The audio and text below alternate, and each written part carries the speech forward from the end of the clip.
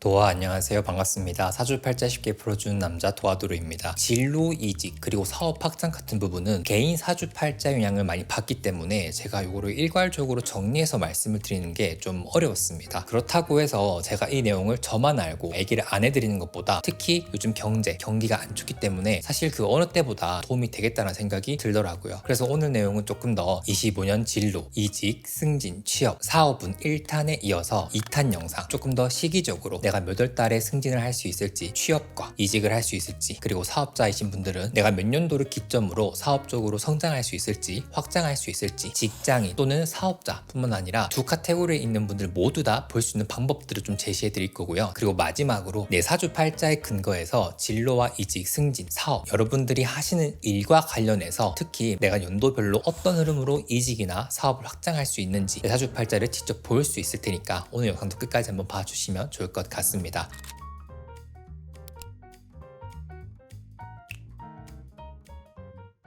자, 그럼 첫 번째로 내사주에 이직하면 좋은 시기를 먼저 한번 말씀을 드리려고 하는데요. 일간별로 이때 취업 또는 이직을 할 수 있겠다, 하시는 일에 있어서 변동이 있을 수 있겠다, 또는 그러한 이벤트를 도모하면 좋겠다, 준비하면 좋겠다, 25년도를 기준으로 한번 말씀드려보겠습니다. 그러려면 일단 여러분들 사주팔자를 보셔야겠죠. 사주팔자 만세력 사이트나 어플리케이션에 내 생년 월일시를 입력하신 다음에요, 양력, 음력 구분해 주시고 나 자신은 적용하지 않겠습니다 라고 체크해 주신 다음에 왼쪽에서 두 번째 위에 글자인 일간이라는 자리에 한자를 봐주시면 됩니다. 이 한자별로 제가 한번 말씀을 쫙 드려볼게요. 지금부터 말씀드리는 날짜는 모두 양력 기준으로 말씀을 드리는 거지만 만약에 제가 8월이라고 말씀을 드렸으면 8월 1일부터 9월 1일까지로 보는 게 아니라 그 전주, 즉 다시 말해 7월 23일, 24일쯤 시작해서 8월 말까지를 보시면 됩니다. 그러니까 시작하는 달만 일주일 앞으로 당겨줘서 보시면 된다라는 거예요. 첫 번째는 간목일간 분들입니다. 간목일간 분들은 올해 25년도에 양력 8월부터 조금 흐름이 좋다라 볼 수 있고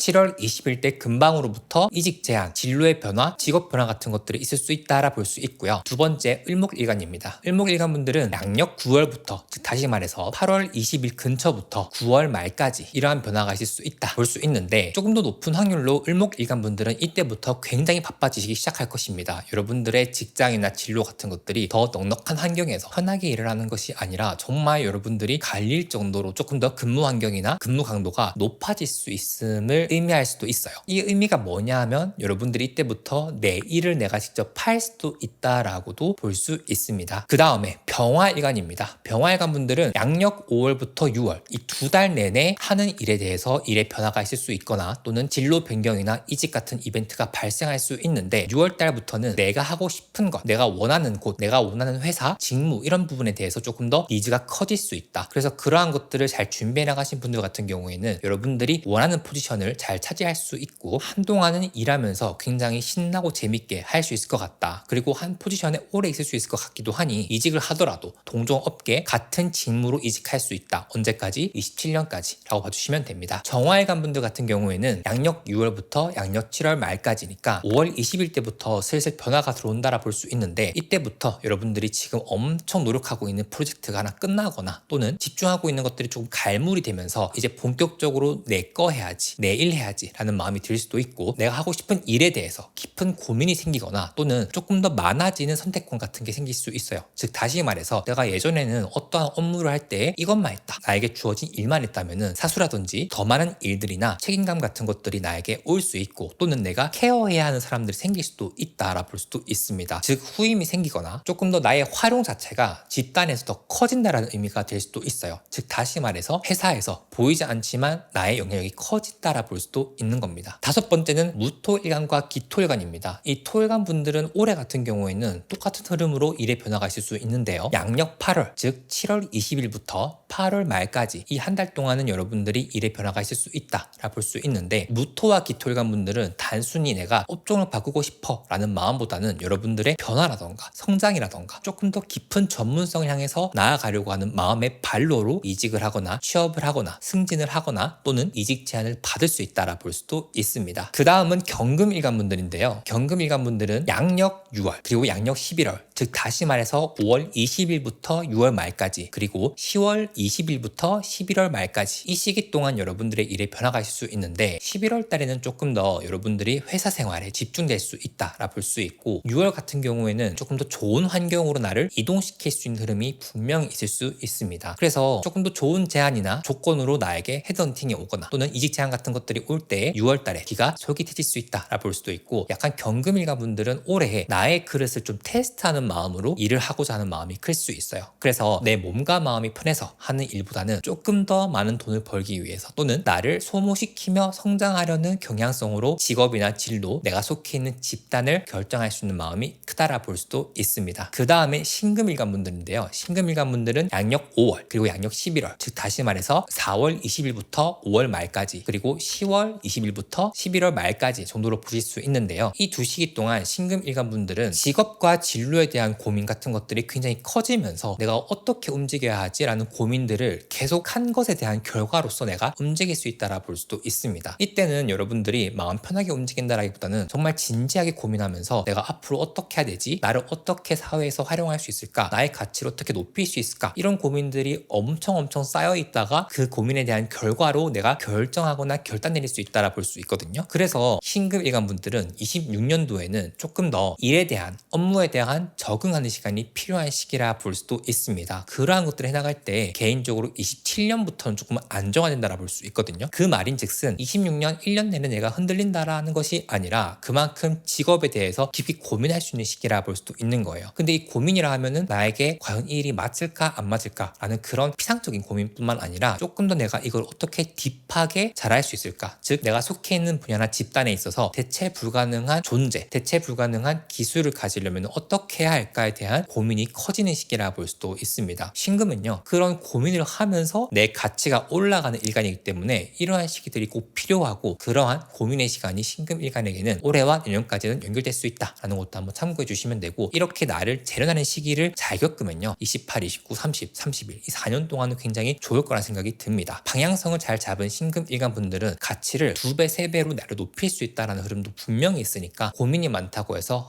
질린다 이렇게만 생각하지 않으셨으면 좋겠어요. 그 다음은요 임수일간 분들입니다. 임수일간은 양력 12월, 즉 다시 말해서 양력 11월 20일부터 12월 말까지니까 거의 연말이죠. 연말 동안 어떠한 고민을 하게 되느냐, 조금 더 내가 돈을 잘 벌기 위해서 어떻게 움직여야 할까에 대한 고민과 접근 같은 것들이 정말 커질 수 있다. 근데 이러한 시기에 임수일간 분들은 조금 더 내가 큰 돈을 벌기 위해서 좋은 월급을 주는 회사 또는 나에게 이직 제안이 왔는데 주식을 주는 회사, 이런 데에서 조금 더 방점을 둬도 되는 시기입니다. 25, 26, 27년은 임수일간 분들은 크게 돈을 벌어가는 시기이기 때문에 내가 나를 움직이는 데 있어서 너무 사람이 돈만 보면 안 돼 이렇게 생각할 것이 아니라 오히려 이 시기에 나의 몸값을 많이 높여줘야 28, 29, 30년도에도 좀 편하실 거거든요. 그래서 나 스스로를 제한하지 마시고요, 적극적으로 이 기회들을 잘 한번 잡는 것도 좋다. 그리고 이러한 시기에 조금 더 진취적인 임수일간 분들이라면 오히려 나의 몸값을 높여서 상향 지원할 수도 있겠죠. 마지막으로 개수일간 분들입니다. 개수일간 분들은 양력 7월, 양력 12월, 즉 다시 말해서 6월 20일부터 7월 말까지, 11월 20일부터 12월 말까지인데요. 개수일간 분들은 이 시기에 조건을 잘 보는 것이 중요합니다. 특히 개수일간 분들에게 이거 해줄게 저거 해줄게 하면서 여러 가지의 좋은 것들을 가지고 오는 회사 또는 이직 제안 같은 것들이 있을 수 있는데요. 이때 좋아 보여 한다고 다 덥석 물면 안 돼요. 판단이 참 중요하긴 하거든요. 특히 12월 달 같은 경우에 나를 데리고 가려고 하는 회사가 나에게 어떤 걸 요구하는지 잘 보시는 것이 중요하고, 내가 그 회사에 갔을 때 잘 어우러질 수 있을까, 또한 회사가 나에게 제공하겠다 하는 것들이 터무니없지 않을까, 이런 것도 잘 보시는 것이 중요합니다. 예를 들어서 회사가 자금 사정이 안 좋은데 나를 이직시키기 위해서 너무 터무니없는 높은 돈을 준다, 또는 지킬 수 없는 조건 같은 것들을 제시한다, 이렇게 흘러갈 수 있기 때문에 특히나 개수일간 분들은 업계 사람들의 이 커뮤니케이션을 잘 이용해서 그 회사 어때? 라는 얘기를 좀 많이 들어보시면 좋습니다. 그리고 이 두 시기에는 특히 연봉 협상을 좀 잘할 수 있는 흐름도 있기 때문에 조금 지혜롭게 여러분들의 상황과 환경에 맞춰가지고 잘 접근해 보시는 것도 도움이 될 것 같다라는 생각이 들거든요. 방금 말씀드린 이 두 가지를 한번 잘 고려해서 여러분들이 결정하시면 좋을 것 같아요. 두 번째는 사업하시는 분들 또는 프리랜서 분들, 자영업자분들을 위해서 준비한 내용인데, 지금 내가 하는 일을 언제쯤 스케일을 키울 수 있을까에 대한 연도를 제가 좀 짚어드리려고 합니다. 근데 요거는 여러분들이 속해 있는 사업군이라던가 필드에 따라 조금 다를 수는 있지만 사주 구성해 봤을 때 어느 정도 내가 욕심이 나는 시기, 의욕이 생기면서 환경이 풀려지는 시기 정도로 볼 수도 있거든요. 그래서 성장하고자 하는 또는 확장하고자 하는 기점으로 삼아야겠다. 타임라인으로 한번 생각해 주시면 좋을 것 같습니다. 간목 일간분들은 28년과 29년 이 2년 동안 크게 성장할 수 있고요. 을목 일간분들은 27년 그리고 28년 하반기부터 전략적으로 나를 성장시킬 수 있는 시기다라 보시면 됩니다. 병화일간분들은요 2026년, 2028년 이 2년 동안 성장 또 성장 이렇게 할 수 있고요. 정화일간분들은 25, 26, 27 이 3년 동안이 정말 중요한 시기다라고 말씀드리고 싶고 이때 잘 해두면요 28, 29년까지 흐름이 괜찮다. 이제 나라와 나라의 국경이 점점 허물어질 거기 때문에 어떠한 분야에서 내가 뿌리를 단단히 잡아놓는다라고 한다면 특히 외화채굴에도 굉장히 유리할 것이다 라고 말씀드리고 있습니다. 무토일간 분들은요 27년 하반기부터 29년까지 흐름이 나쁘지 않다라 볼 수 있고요. 기토일간 분들은 27년 그리고 29년 이 두 해가 좋다라 볼 수도 있고요. 경금일간 분들은 26년과 28년 이 두 해가 좋은데 26년 같은 경우에는 사주팔자에 금과 수가 적당히 있어야 조금 좋다는 생각이 들고 금이 사주팔자에 별로 없는 분들은 오히려 이때 보수적으로 접근하는 것을 추천드리고 싶습니다. 공격적인 확장 이런 거를 조금 조심해달라는 뜻이에요. 자, 신금일간 분들은 26년 연말부터 27년 그리고 29년도와 31년 요 세 가지 시기를 한번 체크해 주시면 좋을 것 같습니다. 임수일간 분들은 사주 구성에 따라 조금 다를 수는 있지만 28년부터는 조금 더 안정화된 흐름으로 흘러가서 30년, 31년 이 3년 동안 이때가 되니까 이때에 내가 더 큰 성장을 하기 위해서 더 큰 성과를 내가 가져가기 위해서 지금 판을 깔아두는 시기라 볼 수도 있는 겁니다. 언제까지? 25년부터 27년까지. 마지막으로 개수일간 분들은 27년과 29년 이 두 해가 특히나 성장과 관련되어 있다. 사업 확장과 관련되어 있다라 볼 수도 있으니까 이때 미리미리 잘 준비하시면 좋을 것 같습니다. 그 다음에는 여러분들이 이직과 관련해서 조금 더 내 사주팔자에 맞게 보는 법을 한번 말씀드려볼까 합니다. 앞에 1번에서 말씀드린 거는 25년도에 이직이나 진로와 관련돼서 조금 더 운이 올라가는 시기를 말씀을 드렸다면은 내가 다른 달에 이직하는 경우에 어떻게 볼 수 있을까를 궁금해하는 분도 계시잖아요. 내 사주팔자에 맞게 이직운에